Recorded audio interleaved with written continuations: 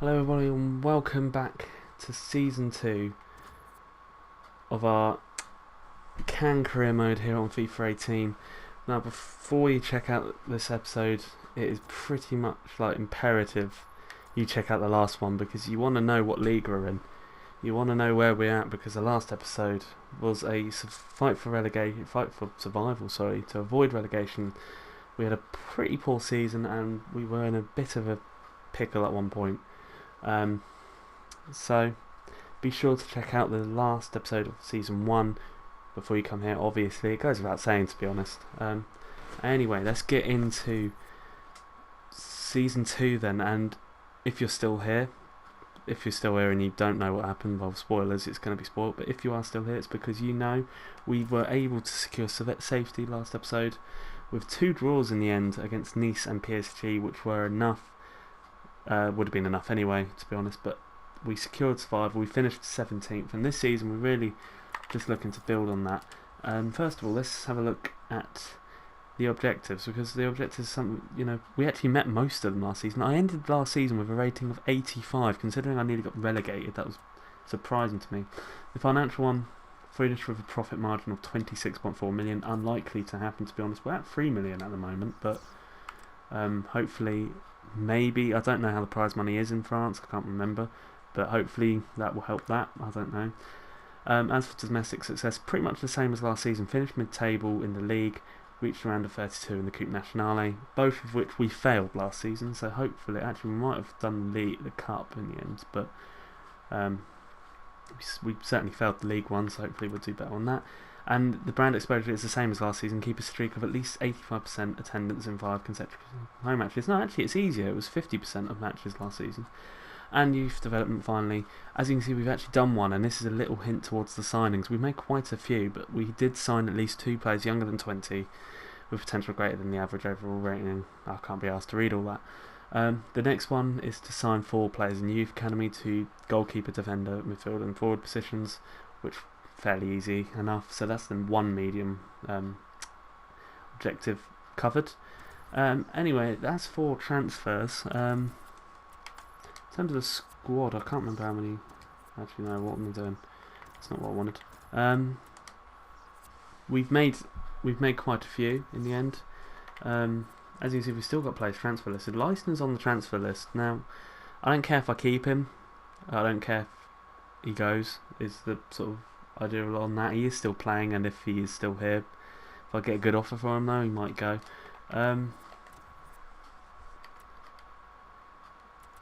So yeah, let's go through the transfers we've made. And as you can see, we've made quite a few, and as tell by the date, we went straight away for that objective of getting players under 20.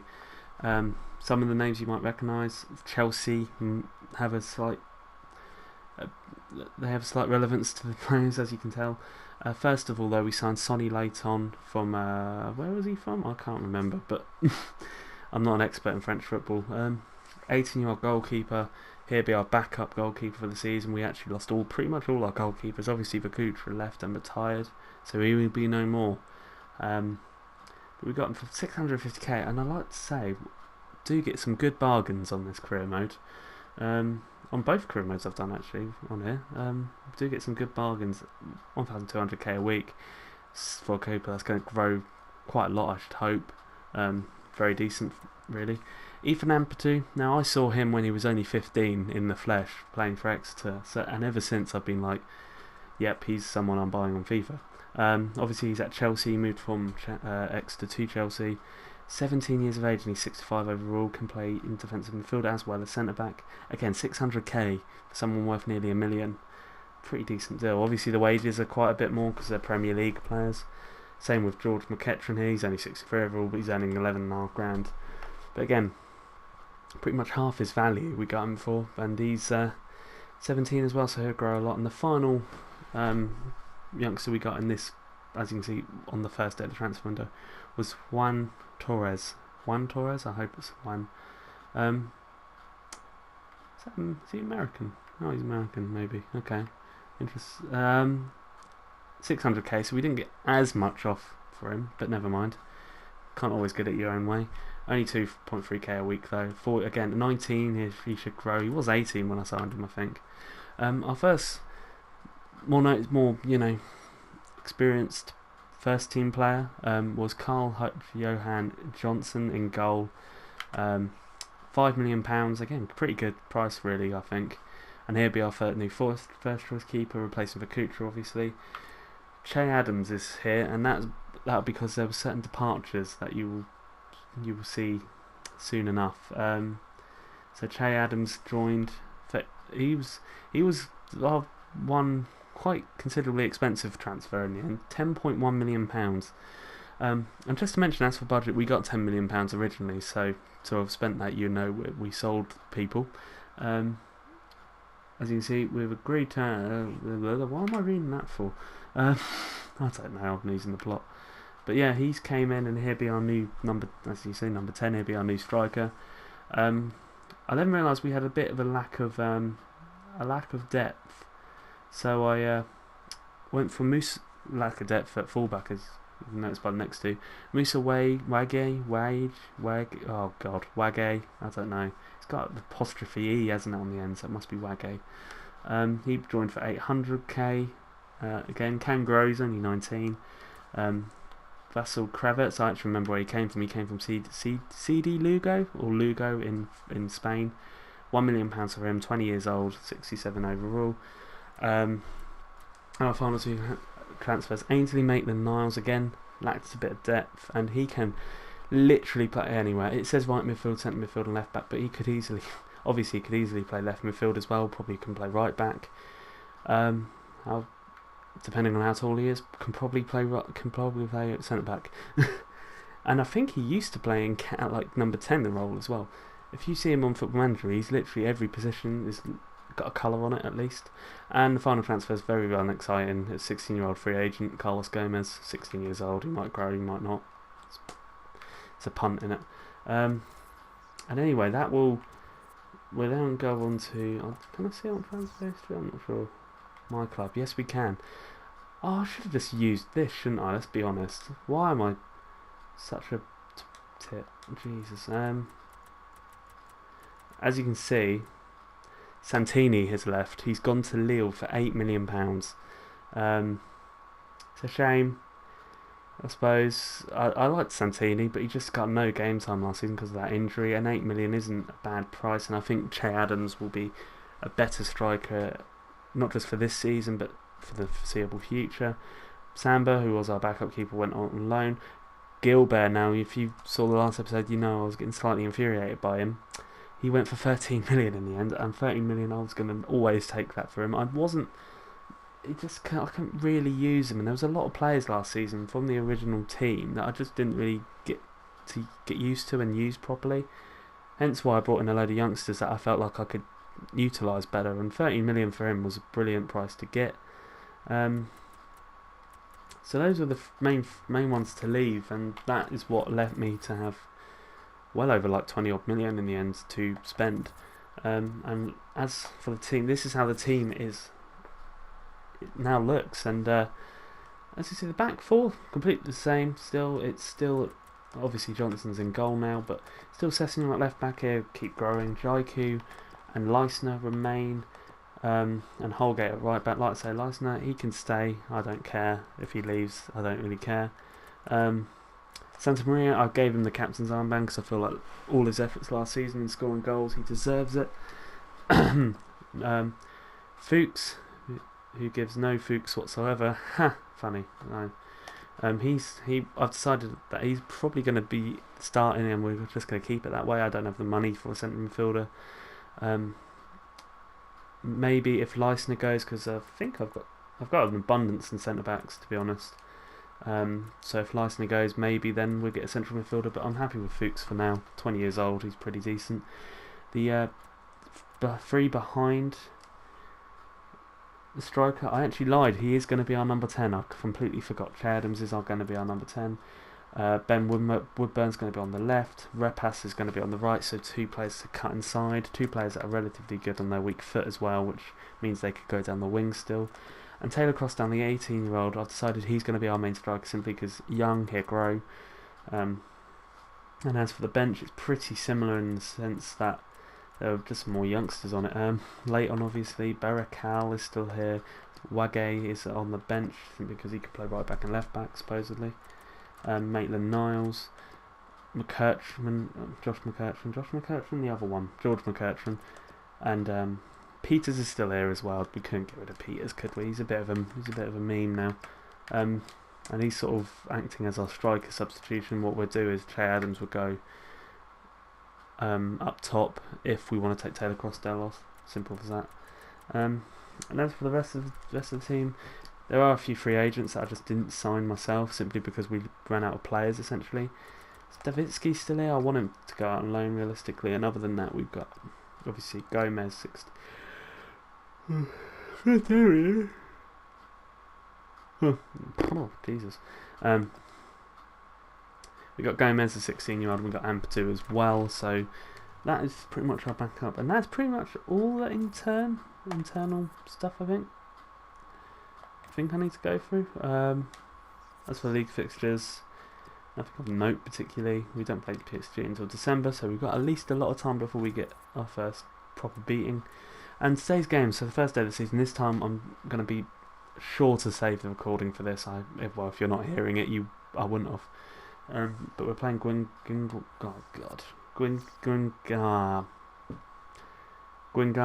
I think it's that. Away from home for our first game of the season. So it should be interesting to see how this does go in the end. We're the only ones playing. Does that mean we're a TV game? Oh, isn't that nice? But you've seen the team, so we're just going to jump straight into it. I'll see you at the start of the game. Right, so here we go. First game of the season. Of our second season as well. Back in Liga, and of course, having survived, we want to do so much better though this season. We want that mid-table finish has to be at least what we get this season, and I feel like we will. I feel like I say, this team is a lot more suited to the way I want to play and all that. So hopefully it'll work out. I'll be interested to see how our new players do. And obviously, Fuchs obviously is a bit of a chance to show himself really, because like I say, that is the one position that I wouldn't mind strengthening. But if he's good, why would I? And he nearly had the first shot on target of the season, so there's positive signs. I'd love to have two holding midfielders that can score like 14 a season. Not much to report so far. Literally, I've had that one deflected shot, but that's about it. Entertainment, eh?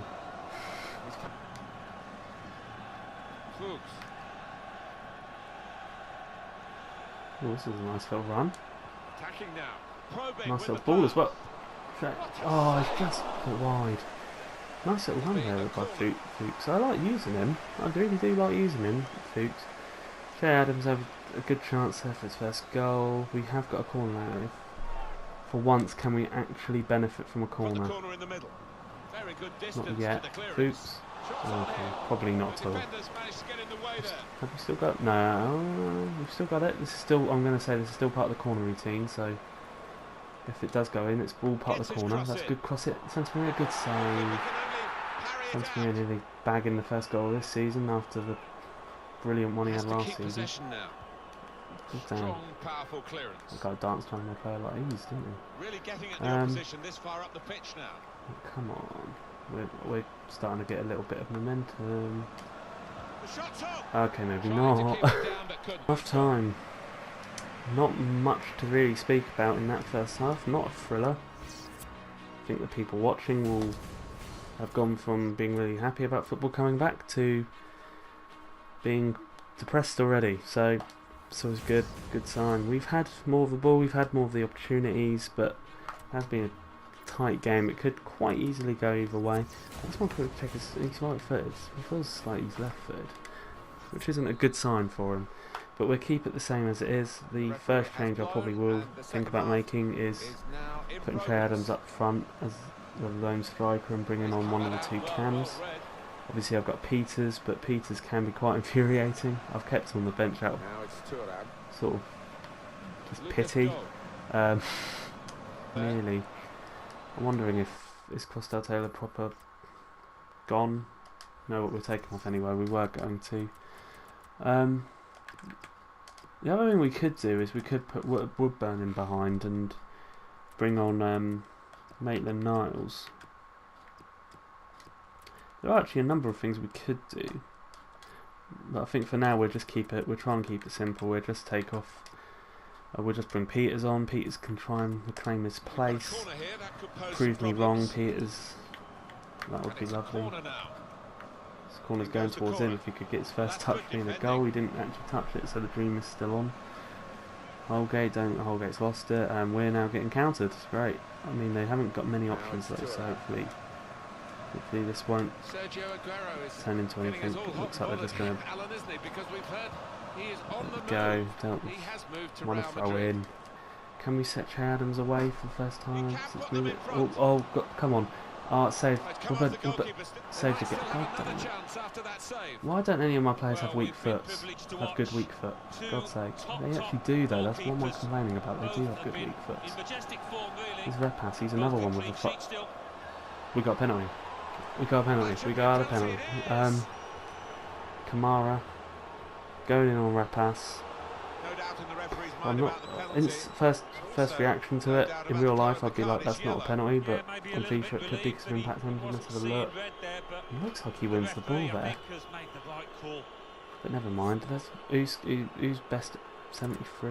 Is it still Peters? It is, isn't it? Okay, Peters, do your thing. I went right last penalty I took in this game. So we're going to go left and we're going to go high. And it's worked. It's worked wonders. 1-0. Stephen Peters, the man, the myth, the legend, has put us one up.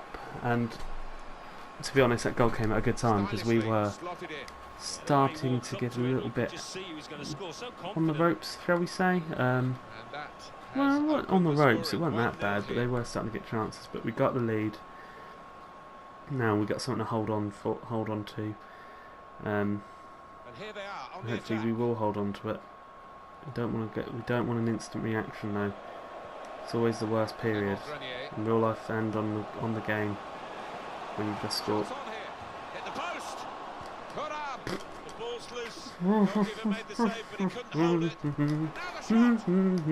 Get it out. Oh dear. Okay, no, don't get on that. Don't get on that. Don't go. Oh, God. Jesus. I don't know if in that segment I really said an actual word there, but god damn, that made me... some crap came out. Oh, it's still not hope.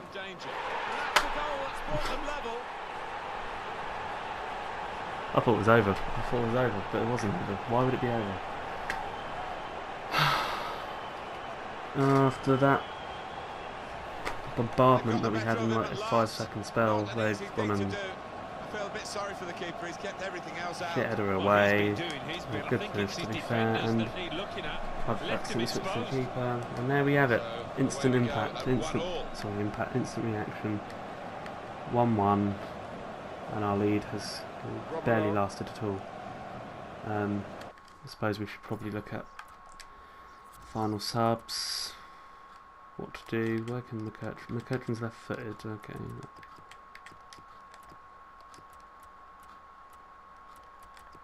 Doesn't really tell me much. We could.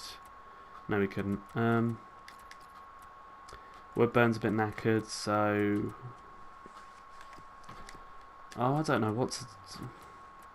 Woodburn's not that knackered, is he really? Let's be fair. We're gonna bring on Maitland-Niles though, and other than that, there's not really anyone else we can bring on in this situation, so that's going to be our second change. We might not make a third. Depends how the next match in passage goes, I suppose. A lot at stake, but I think that's the full-time whistle. Finished Gwingant 1, Caen 1, probably a fair result on the base of it. Ignore the fact they've had more shots, but it's a fair result. So yeah, we start with a point, which is better than last season. Obviously we lost, so there's always that. We're unbeaten still, which is always good. I thought we might be getting away with it after we had that little goalmouth scramble, but we didn't, sadly. I'm not sure if there'll be any more transfers, but if they will, the next episode will obviously have them. As for when we'll be back someone. Saint Etienne, we haven't. No, we have actually, I think. I don't know. We'll be back somewhere around late September, early October, I imagine. And like I say, if there's any more developments in terms of transfers, that will be where they're at. If this is your first video on my channel, be sure to check out other videos. I've got my other career mode going on at the moment, which is with Sunderland in League One. The playlist will be in the description below. If for some whatever reason you watch this first, but you want to check out what happened in the first season, the playlist will probably be in the description below. If you like what you see, be sure to subscribe. It would mean a lot. And yeah, that wraps up our first episode of season 2. Hopefully it will be a lot more successful than the first season. Can't be much worse. Well, it could be. We could get relegated, so let's not even think about that. And yeah, thanks for watching, and I'll see you in the next video. Goodbye.